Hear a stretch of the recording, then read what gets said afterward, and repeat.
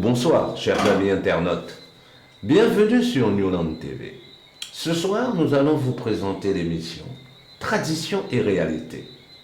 Patrick Nérini recevra comme invité Paul Mathieu. Merci et à bientôt sur Newland TV. Par exemple, vous, sans un, vous sortez arrivé, en cas de baron, vous êtes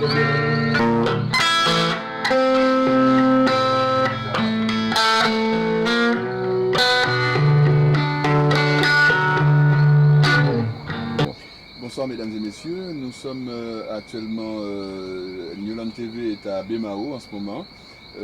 Nous tenons en fait à vous apporter le maximum de personnalités importantes dans la Guadeloupe profonde, dans la Guadeloupe vraie, la Guadeloupe authentique. Et là aujourd'hui nous avons la chance et l'honneur en fait de vous présenter un homme qui va vous raconter un petit peu déjà qui il est. Nous avons parmi nous monsieur Paul Mathieu, un descendant de la famille illustre, de très illustre de l'histoire de la Guadeloupe. Eh bien, je vous dis bonsoir, mes chers amis. Je suis honoré et content que vous soyez chez moi aujourd'hui. Je dis chez moi parce que je suis vraiment chez moi, parce que je suis endémique de la Guadeloupe. Depuis qu'elle s'appelait Kalou-Kaïra et pas de la Guadeloupe. Et je crois que c'est un témoignage pour le passé, le présent et l'avenir de la Guadeloupe, de fixer la mémoire même de la Guadeloupe sur cette petite boîte assez sophistiquée. Oui, Kalou-Kaïra, c'est un mot caraïbe ou un mot arawak? Eh bien, pour dire, rien n'appartient aux Caraïbes ici. C'était des prédateurs, des mauvais garçons, et malheureusement, les mauvais garçons d'Europe les ont rencontrés, ils ont fait un lobby de mauvais garçons et ils ont mené une guerre totale contre les Arawaks qui sont toujours vivants. Nous sommes des millions, peut-être des milliards de mètres de bonne santé et nous sommes toujours chez nous. Et bon, on ne revient pas sur l'histoire parce que l'histoire on la fera, hein, on la refera. Mais ce que je peux dire, c'est qu'aujourd'hui je suis un agrobiochimiste. Nous sommes des millions d'Arawaks à connaître les plantes de l'Atlantide. Parce que je refuse quand même de dire le bassin caribéen, ça n'appartient pas aux Caraïbes. Les Caraïbes étaient des Calinas. Il y a bien longtemps qu'ils ont disparu et le reste, leurs mères d'origine arawak et africaine, sont dans une réserve à la Dominique. Il n'y en a plus. Hein? Parce qu'ils étaient un petit peu nombreux, se cachant un peu partout. Ils n'ont rien laissé comme histoire. Mais vous affirmez que vous êtes bel et bien un descendant arawak.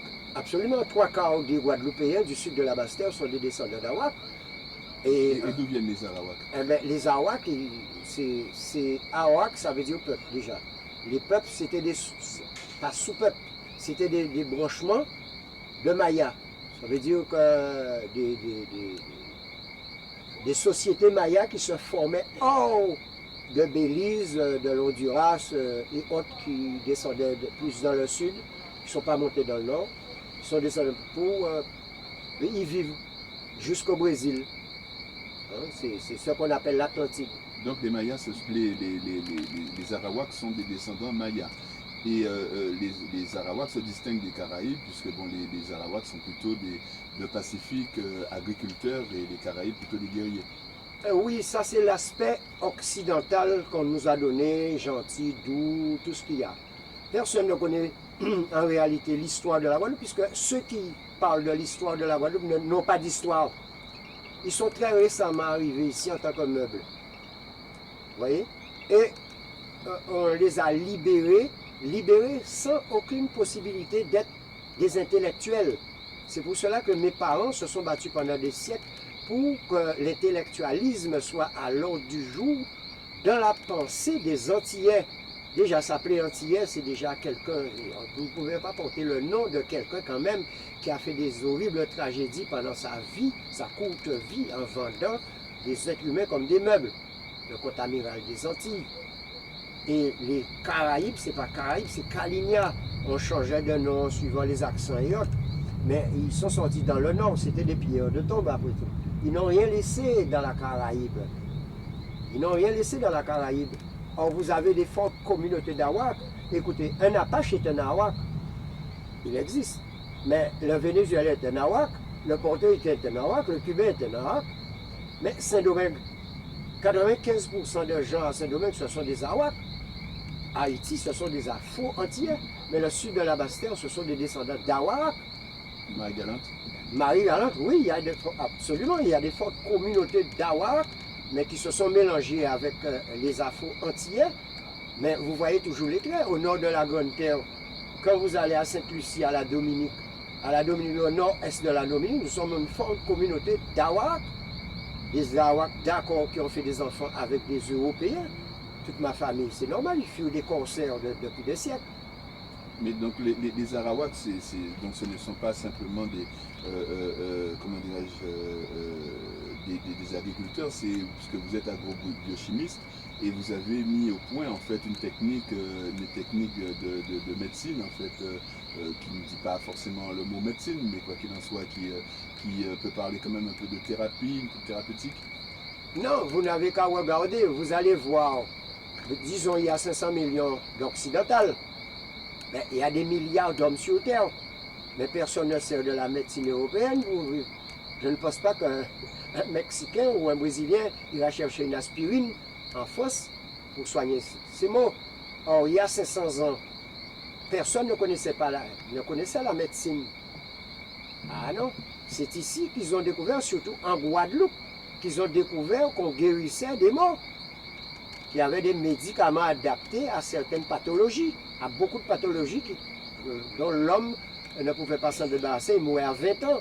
En particulier les parasites. Les parasites, l'homme ne tombe jamais malade, il est parasité. Il est parasité, c'est ici qu'ils l'ont connu. Le paludisme, la fièvre jaune, enfin bref. Très important, mesdames et messieurs, puisque de toute façon, effectivement, pour corroborer ce que vient de dire M. Paul Mathieu, en général, quand les conquistadors arrivaient ou quand les bateaux arrivaient en Guadeloupe, en général, bon, mais il y avait toujours la fièvre jaune, toujours le paludisme, il y avait déjà le problème du scorbut. Et donc, en général, c'était toujours très difficile, même en Haïti, hein, quand ils arrivaient. Donc, effectivement, je confirme, je tiens à confirmer cette chose qui est très importante, c'est-à-dire qu'en fait, nous sommes quelque peu immunisés, quelque part, le fait d'habiter ici. Absolument, c'est pour cela qu'on appelle race créole. Créole, c'est, bon, vous savez, au fil des siècles, suivant les intonations de voix, si vous avez la grippe, vous ne dites pas le mot pareil que si vous sortez de la mer. Hein, parce que 3/4 des hommes qui ont traversé l'histoire des Arawaks parlaient en un, parce qu'ils étaient infectés. Et nous parlons en un, parce que nous avons quand même, nous n'attrapons pas la grippe. Vous voyez que je n'ai pas de lunettes, je ne vieillis pas. Je peux avoir un exemple de 1 et de 1? Absolument, vous avez, c'est facile. En créole, qui j'en dit pain? Bon, kilo pain, yen, bitin, rien. Les Américains parlent exactement pareil aussi, tous les Sud-Américains, nous avons une intonation de voix, donc nous ne pouvons, notre corps résiste contre le paludisme, les herpès, les grippes. Vous oubliez quelque chose, nous sommes de race créole. Créole, ça veut dire banque de fusion génétique en Caligna. Oui, mais l'ensemble quand même du peuple guadeloupéen n'est pas forcément quand même descendant d'Amérique du Sud. Absolument, absolument, parce qu'il y a plusieurs vagues de personnes. Souvenez-vous bien, il y a 400 ans, des hommes et des femmes sont arrivés ici de conditions tragiques, ils étaient des meubles. Hein? Et on les a libérés sans laisser des comptes. Après, bon, ça c'est pour l'Afrique, mais vous oubliez aussi l'Europe s'est chargée de se débarrasser de tous ces parias pendant 500 ans et les déverser sur toutes les côtes de la... Préciser pour qu'il n'y ait pas d'amalgame, parce que j'ai remarqué quelque chose, c'est que chaque fois qu'on touche à la vérité de l'histoire, il y a certains historiens qui possèdent des petits caca nerveux et qui veulent à tout prix faire passer la justice, racisme, xénophobie, on les aime pas, tout ça. Non, il faut rester, un chat est un chat, il faut dire l'histoire comme elle est pour que tout le monde puisse trouver son complément et vivre en harmonie sur Terre, surtout en Guadeloupe. La Guadeloupe est une nation. On ne triche pas avec une nation. Et l'Europe, pendant 500 ans, s'est débarrassée de toutes ces scories, ces parias, ce que vous voulez, des mauvais garçons. Il a passé un gros coup de cauchemar. Mais en même temps, parce qu'ils se fréquentaient déjà depuis des milliers d'années, peut-être des millions d'années, l'Occident et l'Afrique. Et les rois africains, en même temps, se sont débarrassés de leurs scories aussi, de leurs mauvais garçons. Ça se donnait. Ça ne se vendait pas parce que je ne vois pas comment un Européen peut aller acheter des gens en Afrique. Puisque s'il parle de l'Europe, il va prédater ailleurs, c'est parce qu'il est raseur. Et il a fait. Et c'est devenu un commerce avec certains capitalistes et religions. Enfin bref, ça c'est leur problème. Mais il fallait développer le nouveau monde par de la main-d'œuvre parce que nous, les Amérindiens, nous, on ne travaille pour personne. On n'a ni Dieu ni maître ni zo, il faut le reconnaître. Nous sommes en bonne santé, mais je ne vois pas comment on peut devenir un animal. Ceux qui veulent rester animal, ça c'est leur problème. Mais nous, déjà, on ne touchait pas aux animaux, on ne buvait pas du lait et on ne fréquentait pas les animaux. Nous sommes des êtres humains, on tient à le rester pendant des millions d'années encore. Bref, ça c'est un. La deuxième chose qui est plus importante, c'est que nous sommes en plein 21e siècle. On évoque toujours le passé de l'esclavage, de la domination de l'homme par l'homme, mais la coexistence même des individus se passe par l'économie. Quand vous avez le ventre vide, vous vous taisez. Quand vous avez le ventre plein, vous parlez fort. Or, aujourd'hui, on a divisé le monde en deux parties, le tiers-monde et le tiers du monde. Le tiers du monde, lui, il gère, mais il gère avec la famine. Aujourd'hui, nous voyons ce qui s'est passé. Je vais prendre un petit exemple. L'Espagne et les Espagnols, pendant 500 ans, ont fait des choses horribles en Amérique. Horribles. Quand je dis horribles, de massacres, viols, vols. Ils avaient des maisons en or, ils étaient riches. L'Espagnol ne travaillait pas depuis 500 ans puisqu'ils prenaient tout ce qu'il y avait de l'autre côté. Aujourd'hui, on voit l'Espagne est devenue pauvre. Plus pauvre. On peut mettre l'Espagne aujourd'hui. Si ce n'était pas la communauté européenne, l'Espagne serait au même niveau que les pays africains, ou bien Haïti, ou je ne sais pas quoi, les pays du tiers-monde. Il est déjà dans le tiers-monde. Oui, je tiens à préciser une chose, je vous interromps, si vous permettez. Tous les propos, bien entendu, n'engagent que monsieur Mathieu, mais il y a une chose qui est importante, c'est que ce serait bien en fait d'ouvrir le débat parce que ce qu'il dit est très important et ce serait bien en fait que vous puissiez communiquer justement sur newlandtv.com. Donc en fait, nous continuons en fait la discussion. Nous sommes là actuellement sur un lieu de travail que monsieur Mathieu a construit en fait de ses mains et c'est une société en fait d'agrobiochimie où il fractionne la molécule, vous fractionnez la molécule. Nous la recomposons en univers buvable, un simple jus buvable comme l'homme est constitué de 140 molécules. Absolument. Bon, nous n'allons pas rentrer dans les détails de la science parce que la science n'est pas ouverte à tout le monde sur Terre, c'est quelque chose de très restreint. Et c'est aujourd'hui, en plein 21e siècle, on découvre la science. Hein?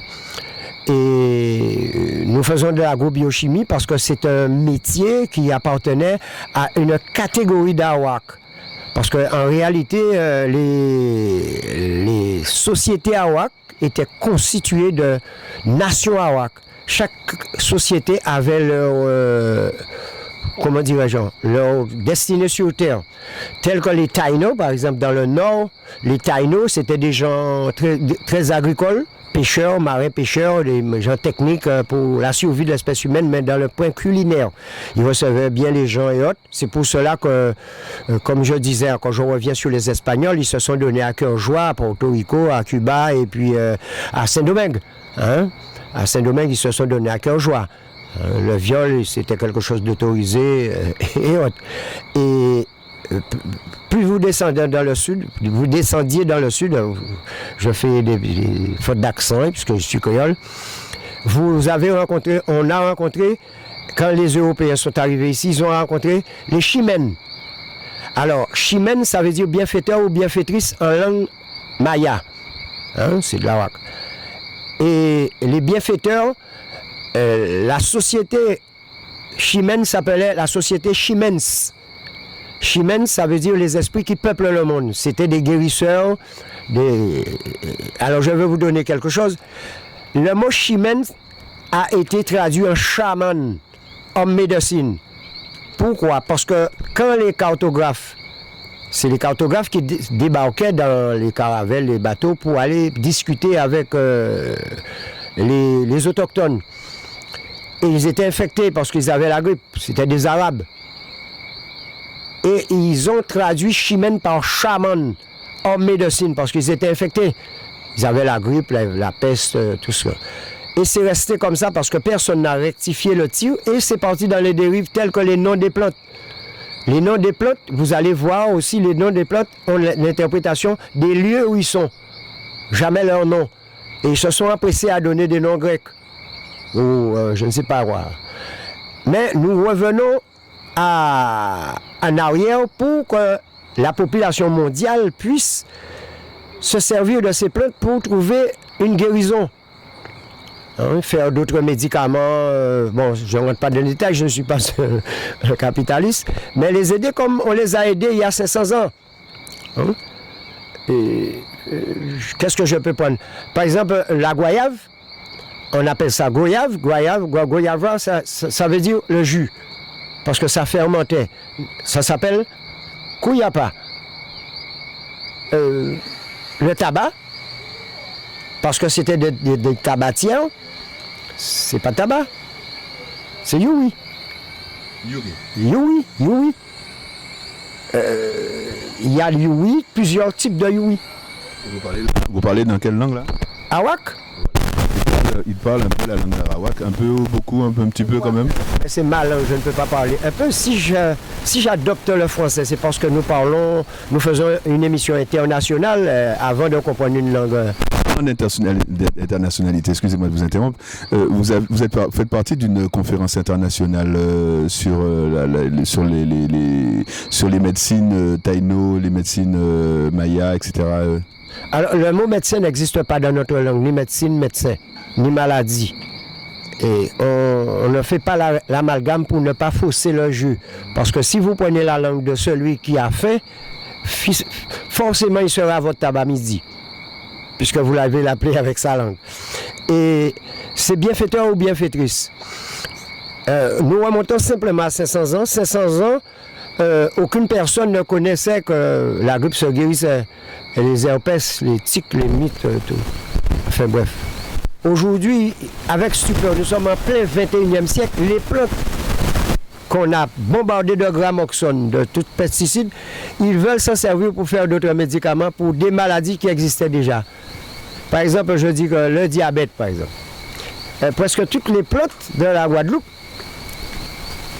est bon pour le diabète. Je ne dis pas guérir, puisque nous guérissons personne n'est malade. Nous ne pouvons pas guérir les gens, puisque vous n'êtes pas malade.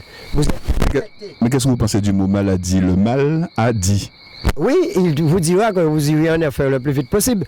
C'est comme ça que je traduis le créole du français. Hein, je ne suis pas M. Laos. Mais ça me fait rire quelquefois, parce que en plein 21e siècle, on découvre que l'homme est doté de 140 molécules, et toutes les bêtes qu'on a fréquentées ne dépassent pas 135 molécules.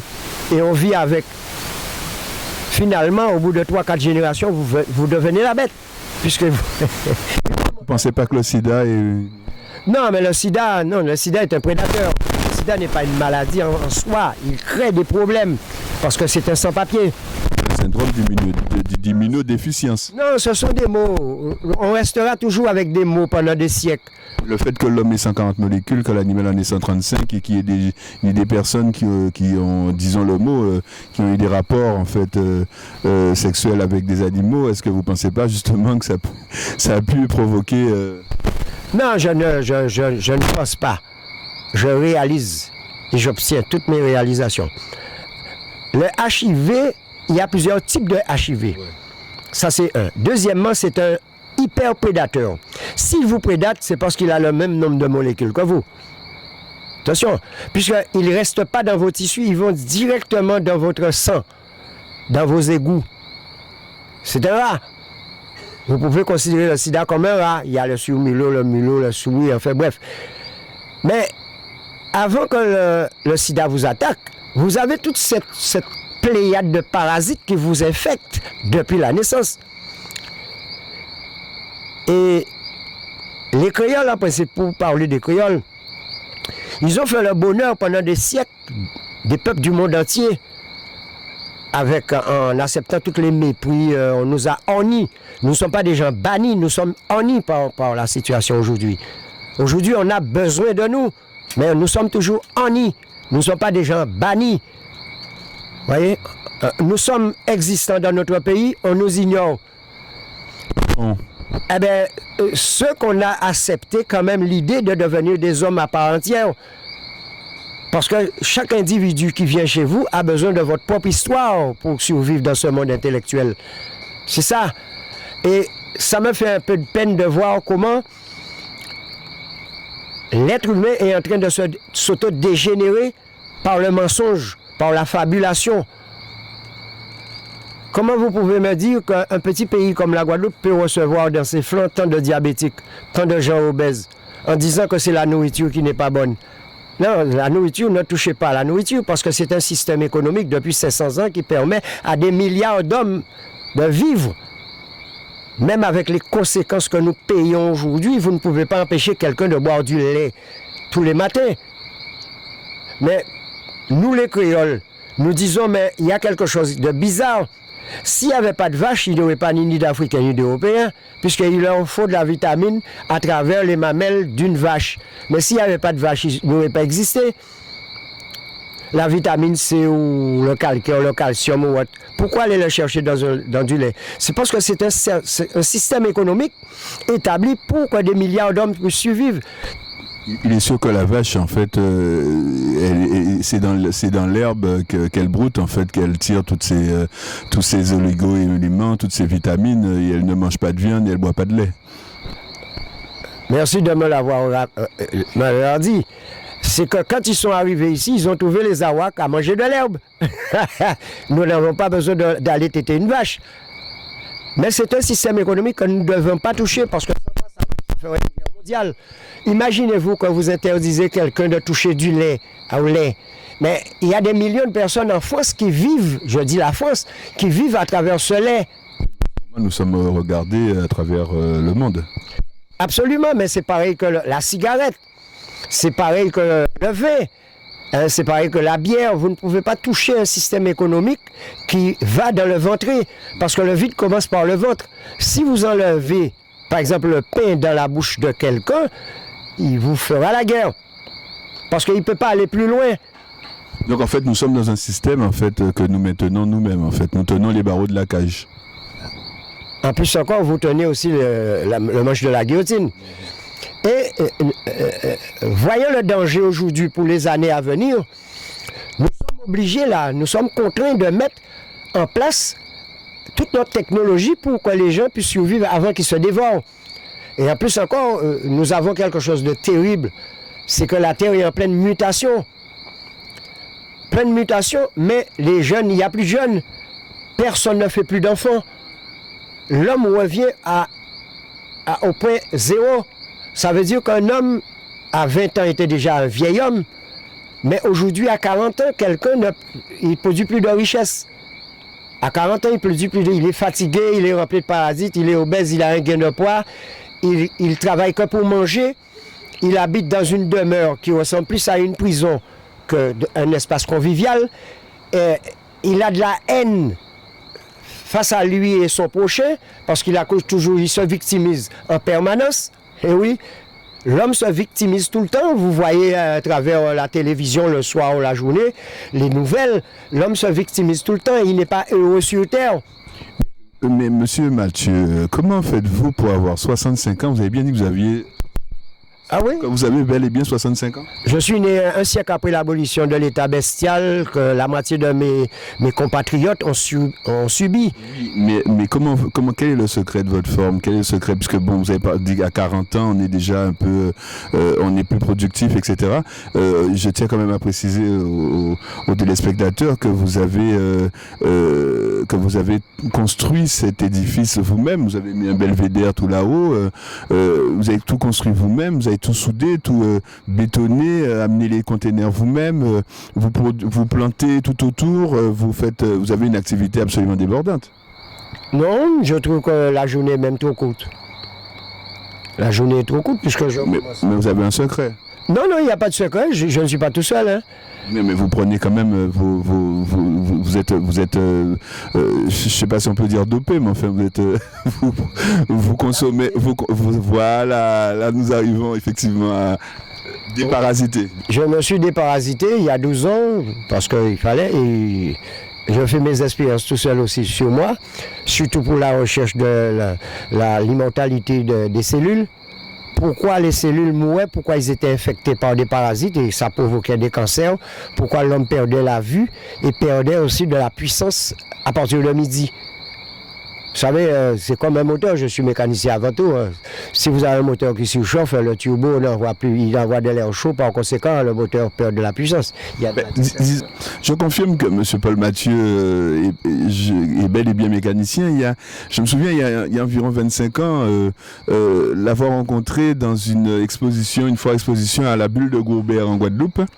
Et nous avons aperçu en fait un engin en fait qu'on n'avait jamais vu dans un catalogue. Et bien, il se trouvait que c'était un tracteur que M. Paul Mathieu avait entièrement inventé, fabriqué de ses mains, avec 3 vitesses, 2 vitesses en avant, 1 vitesse en arrière, un moteur over. Et là déjà, j'ai été vraiment attiré, vraiment stupéfait par cet homme qui possède un véritable génie.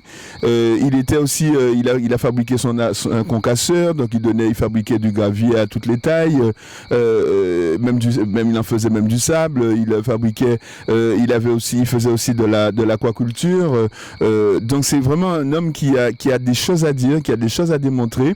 Et on se pose vraiment la question de savoir comment ça se fait que de tels hommes, à l'instar de Raoul Georges Nicolo, qui est comme par hasard un cousin de Monsieur Paul Mathieu, comment se fait-il que de tels hommes ne sont pas, comme par exemple Benjamin Franklin, des politiques reconnus? Alors, tout d'abord, je dirais quelque chose. Pour les besoins de l'histoire rapide, il y a beaucoup de personnes qui mélangent tout le monde. Hein? Histoire de dire pour rouger à cochon, tout le monde mangeait bien en Guadeloupe, mais la digestion est dure. Je dirais ceci. Quand on est intelligent, il ne faut pas dire de couleur de peau, comme ils disent. L'homme noir, l'homme blanc.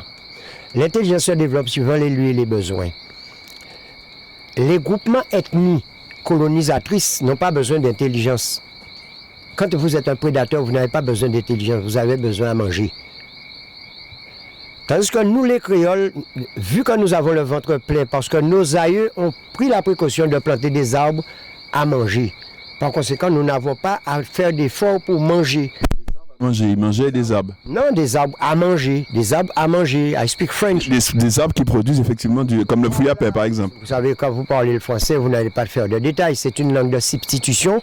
On enferme le chasse aux mots et on vit dans un monde purement verbal. Mais en créole, si on dit on pied bois à manger, on ne pas dit on pied bois en caille manger. Disons que je voulais dire en fait que le bananier ressemble à un arbre. Bon, c'est une plante, c'est une c'est même pas une plante, c'est une herbe. C'est une herbe et le cœur se mange en fait, voilà. Tout se mange, tout est bon dans le cochon. Eh bien, il faut prendre ça. C'était une aparté. Exactement. Et ce qui s'est passé, ceux qui sont venus d'ailleurs, ce qui s'est passé pour eux, ça a été douloureux, oui. Il faut pas bifurquer de mentir et se victimiser. Les Noirs qui sont venus ici sont nés dans l'Atlantide. Par conséquent, ils ne sont plus noirs, ils sont des créoles.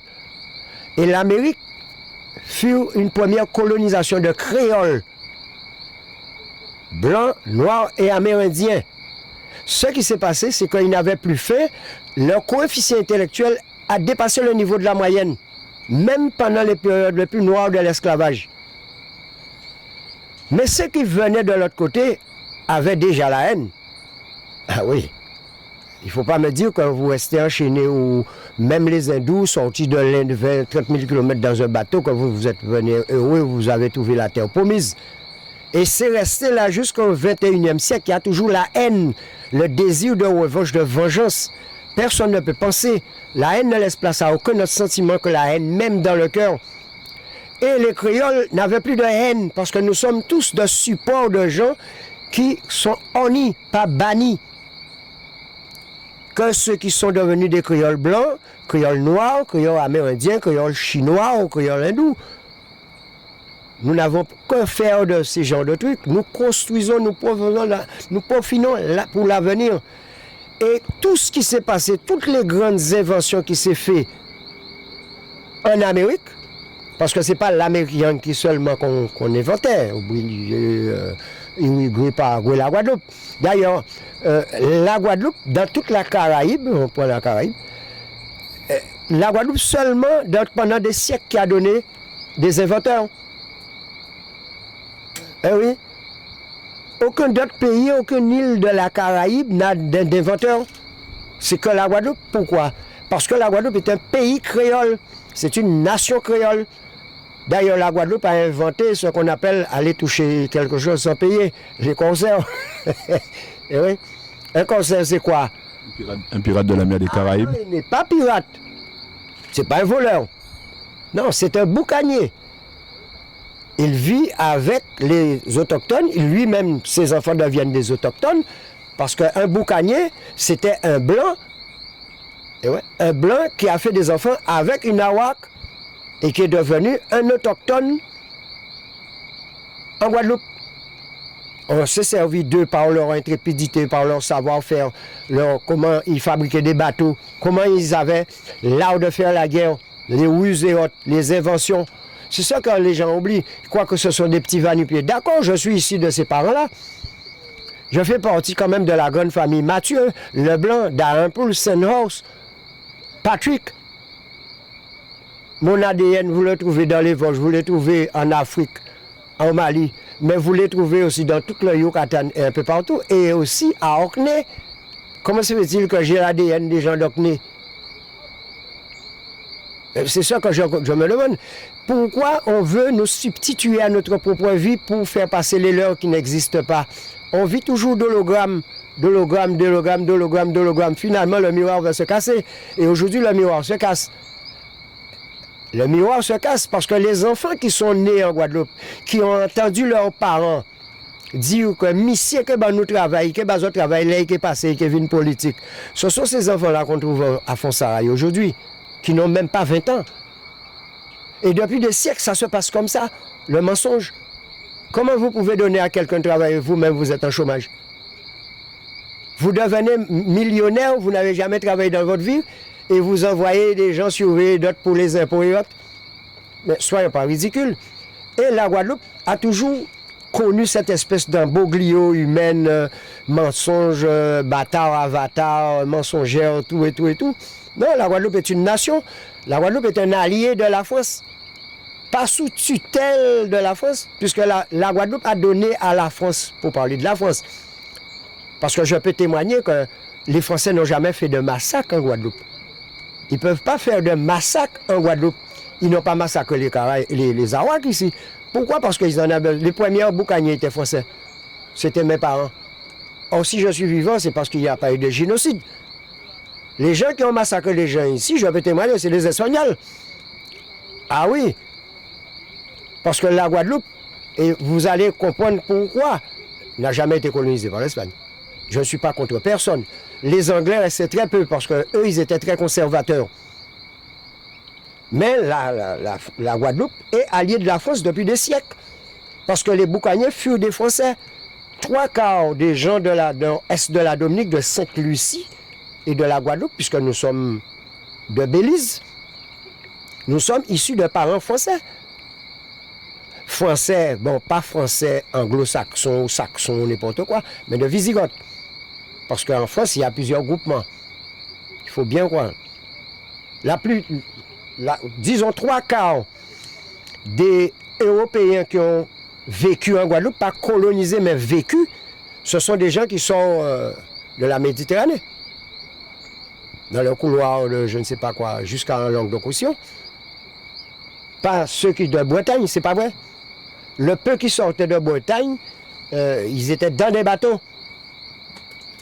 À la preuve que les premiers esclaves, les premiers, pas esclaves, j'aime pas ce mot, les premiers bagnards. Déportés. Bagnards. Bagnard, bagne, déporté. Quand on déporte, c'est quand on est le bateau. Quand on est sur terre, bien enchaîné, c'est le bagnard. On débarque. Voilà. Et c'est des Saint-Ouen, de terre d'eau. Et un peu de colonie à droite et à gauche. On ne portait pas d'Africains ici à l'époque. Ah non? C'était ce qu'on appelait les 36 mois. Non, pas 36 mois. Mais ils savaient ni lire ni écrire. Comment ils pouvaient connaître les mois? Parce que quand même, il y a 12 mois dans une année. Si vous êtes analphabète et illettré, comment vous pouvez signer un contrat? Ah, il faut connaître la chose. Hein. Mettez une croix. Ah, une croix et une croix. Vous avez Jésus-Christ dessus alors? Parce que les gens mentent. Ils ont connu l'alphabet très tard. D'ailleurs, les conseils ne savaient ni lire ni écrire. Et est-ce que vous seriez disposé à participer à cette aventure de Newland TV? Est-ce que les téléspectateurs qui nous regardent en ce moment, est-ce que vous accepteriez en fait que de communiquer avec Newland TV sur newland.com et pour donner votre avis pour plébisciter la venue de Monsieur Paul Mathieu, pour qu'on puisse éventuellement lui demander s'il accepterait de nous apporter un peu de sa science de temps en temps, le plus régulièrement possible, puisque vous pensez bien que là il va falloir développer tout ce qui a été dit en fait, hein, puisque bon il y a des choses qu'il va falloir qui ont été dites qui sont un peu comment dirais-je très riches en fait, hein, très riches, et nous ne pouvons pas bien entendu alors maintenant, si pour qu'on puisse arriver à convaincre Monsieur Paul Mathieu, est-ce que vous seriez disposé en fait à communiquer sur newlandtv.com pour plébisciter la venue de ce monsieur qui vienne de temps en temps, le plus régulièrement possible, nous faire profiter de ses connaissances, et est-ce que vous accepteriez Monsieur Paul Mathieu éventuellement si les auditeurs, enfin si les téléspectateurs vous plébiscitent? Vous savez, je suis un commandant de parachute. Vous savez, le parachute est déjà ouvert. Par conséquent, je suis hors de l'avion là. Toujours opérationnel. Mais non, je suis hors de l'avion. Ça veut dire que je n'ai pas à choisir.